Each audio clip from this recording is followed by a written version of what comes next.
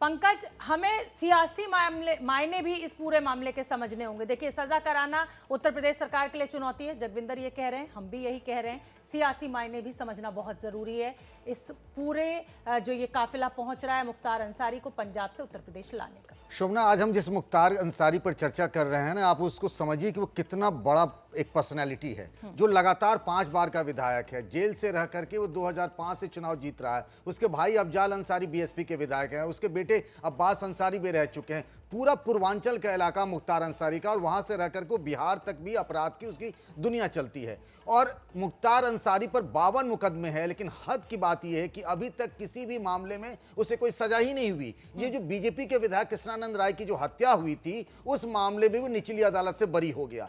तो होता यह था कि जिस मामले में उसके खिलाफ कोर्ट में बहस शुरू होती थी, तो जो गवाह होता था, गवाह की हत्या हो जाती थी। फिर उस गवाह जिसकी हत्या होती थी, उसका जो गवाह होता था, उसकी हत्या हो जाती थी। ऐसे कई चेन मामले हैं। मुख्तार अंसारी के खिलाफ कोई बोलने की जरूरत तक नहीं उठा, कोई हिम्मत नहीं कर सकता था पूरे मऊ, गाजीपुर, बनारस, इन सारे चंदौली जिलों में।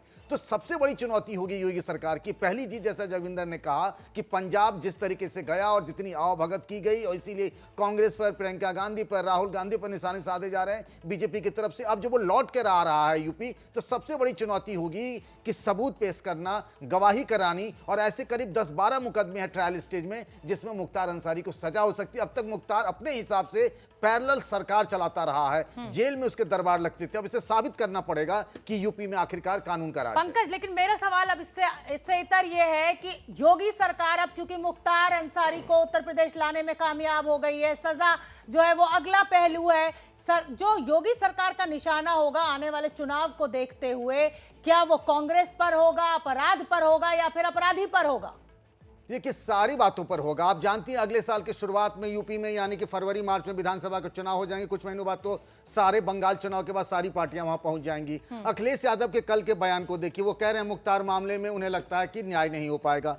मायावती की पार्टी के ये विधायक हैं, इनके भाई सांसद हैं, और पंजाब सरकार यानी कांग्रेस की सरकार, कैप्टन अमरिंदर की सरकार। तो विधानसभा चुनाव में ये जो तीनों पार्टियां हैं, जो विपक्षी पार्टियां हैं यूपी में, तो जाहिर सी बात है कि योगी आदित्यनाथ निशाने पर लेंगे इन तीनों को मुख्तार के बहाने, और ये भी कहेंगे कि देखिए हम हैं जो मुख्तार को लेकर आए। कांग्रेस बचा रही थी, अखिलेश कुछ बोल नहीं रहे थे। मायावती का इस बारे में एक बयान तक नहीं आया। बहुत हैरान करने वाली ये बात है, और ये उनको सूट करता है। ये उनको लगता है कि उनका जो नैरेटिव है योगी आदित्यनाथ का या बीजेपी के, उसमें मुख्तार अंसारी फिट होता है, उसका चेहरा। बिल्कुल, और कहीं ना कहीं ये संदेश भी देने की कोशिश की जाएगी कि योगी सरकार ना अपराधी को बर्दाश्त करेगी और ना अपराध को बर्दाश्त करेगी। अंकित गुप्ता, कहां पहुंचा ये काफिला?